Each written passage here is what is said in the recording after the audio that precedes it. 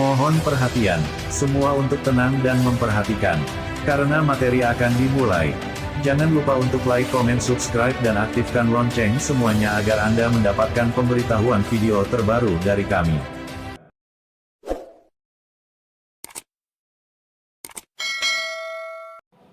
Assalamualaikum anak-anak, apa kabar? Semoga kabar baik ya. Anak-anak, setiap negara memiliki karakteristik sendiri yang berbeda dengan negara lain, baik keadaan alam maupun keadaan penduduknya. Pada pertemuan kali ini kita akan membahas kondisi alam negara Jepang. Yang pertama, nomor 1 adalah lokasi. Lokasi di negara Jepang terletak di barat Laut Samudra Pasifik. Secara astronomis, Jepang berada pada 30 derajat lingkar utara sampai 47 derajat lingkar utara dan 128 derajat bujur timur sampai 146 derajat bujur timur. Batas-batas negara Jepang yang pertama adalah batas barat. Itu ada Korea Utara, Korea Selatan, Rusia. Batas selatan Laut Cina Timur dan Laut Filipina. Batas utara Laut Okhotsk. Yang terakhir adalah batas timur Samudra Pasifik. Yang selanjutnya adalah peta negara Jepang. Ya, bisa kalian lihat sendiri, itu adalah peta dari negara Jepang ya. Kita lanjutkan lagi. Yang selanjutnya adalah catatan penting negara Jepang. Ibu kotanya namanya adalah Tokyo. Bahasanya adalah Jepang atau resmi. Agamanya ada 3, yaitu Shinto, Buddha, Kristen. Pemerintahan kerajaan konstitusional. Kepala negara adalah kaisar. Kepala pemerintahan Perdana Menteri, mata uang yen. Selanjutnya yang nomor 2, iklim. Iklim negara Jepang karena bentuk wilayah Jepang membujur dari utara selatan, kondisi iklim Jepang bervariasi sesuai dengan lintangnya. Dilihat dari suhunya, pada musim dingin suhu udara antara sampai 7 derajat Celcius sampai dengan 7 derajat Celcius. Pada musim panas suhu udara antara sampai 21 derajat Celcius sampai dengan 27 derajat Celcius. Curah hujan berkisar antara 840 sampai 3,50 mm per tahun. Nomor 4, musim Jepang. Musim di Jepang itu ada 4 musim. Yang pertama musim semi, musim panas, musim gugur, dan musim dingin.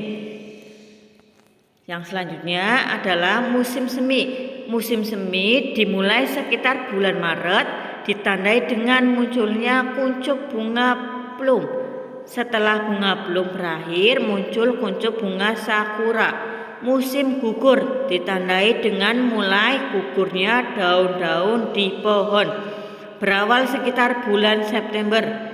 Musim panas dimulai sekitar bulan Juni, suhunya bisa mencapai 35 derajat Celcius dengan kelembaban 90%, ditandai dengan pohon-pohon hijau dan suara serangga yang ribut.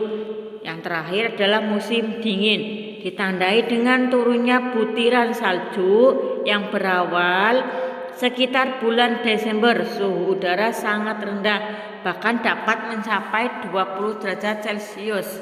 Yang selanjutnya adalah nomor 3. Bentuk muka bumi di negara Jepang. Memiliki wilayah daratan yang kecil, sekitar 30% dari luas wilayahnya. Wilayah daratan terletak di sepanjang pantai. Sebagian besar 70-80% wilayahnya terdiri dari pegunungan. Bentuk muka bumi Jepang. Daratan terbesar dapat dijumpai di daratan Kanto atau wilayah Tokyo. Yang kedua ada Kinai Plan, Nobi, Echigo, Sendai. Ada pula daratan yang relatif kecil luasnya di Hokkaido dan menjadi pusat aktivitas penduduk. Ya, yang selanjutnya adalah peta negara Jepang. Bisa kalian lihat sendiri, itu adalah peta negara Jepang. Selanjutnya adalah nomor 4, geologi.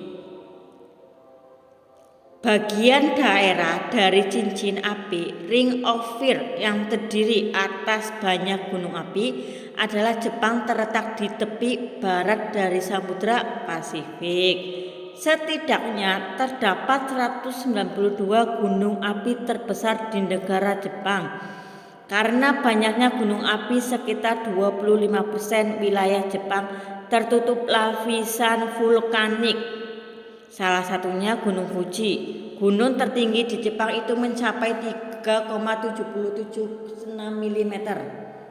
Gunung Fuji sebagai salah satu simbol atau ikon Jepang. Itu adalah salah satu contoh dari Gunung Fuji. Yang selanjutnya adalah geologi negara Jepang.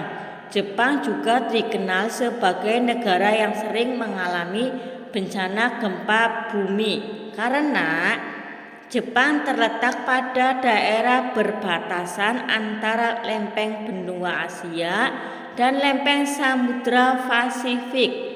Lempeng benua Asia terangkat karena berat jenisnya lebih ringan sehingga membentuk kepulauan Jepang. Tumbukan kedua lempeng juga menimbulkan gejala gempa dan gunung api. Jepang memiliki sumber daya mineral yang sangat terbatas. Karena itulah Jepang sangat tergantung pada bahan mentah dan bahan bakar hasil impor dari negara lain. Hasil tambang dari dalam negeri sangat tidak cukup untuk memenuhi kebutuhan industrinya. Beberapa hasil tambang negara Jepang batu bara kualitas rendah, timah, seng, mangan, tungsten, antimoni, dan krom. Selanjutnya adalah yang nomor 5, flora dan fauna. Flora di negara Jepang mencapai 67% wilayah Jepang masih berupa hutan. Beberapa jenis tumbuhan yang dapat dijumpai di negara Jepang yang pertama adalah pohon ek, bambu, mapel, birch, peach, poplar. Itu adalah salah satu contoh hutan di negara Jepang ya. Bisa kalian lihat sendiri. Fauna di negara Jepang. Hewan di Jepang telah banyak berkurang. Hewan yang dahulu dapat ditemukan di Jepang yang pertama adalah babi hutan, monyet, serigala, rusa. Namun kini jumlah hewan tersebut terus berkurang. Yang selanjutnya nomor 6, kondisi penduduk. Jepang memiliki penduduk sebesar 126,9 juta jiwa itu pada tahun 2015. Walaupun jumlah penduduknya besar, tetapi ada kecenderungan terus mengalami penurunan. Angka kelahiran relatif rendah, sehingga terjadi penurunan jumlah penduduk. Sebagian besar penduduk Jepang bekerja di luar sektor pertanian. Perkembangan industri yang pesat membuat sebagian besar penduduknya bekerja di sektor industri.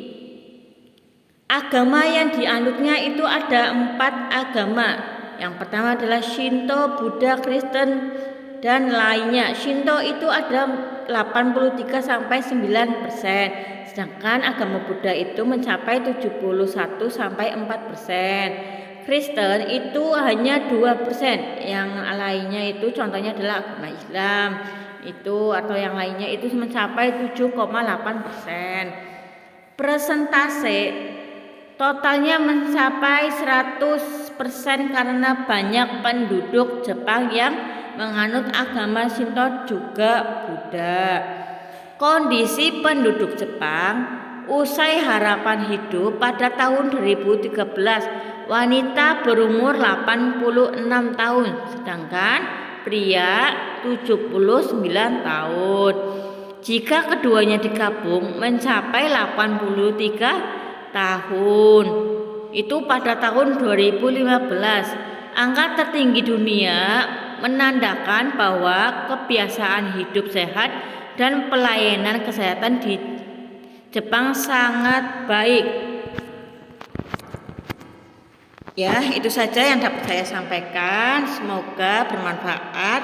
Kalau ada pertanyaan silakan komen di bawah. Jangan lupa untuk menyebutkan kelasnya. Terima kasih. Wassalamualaikum warahmatullahi wabarakatuh.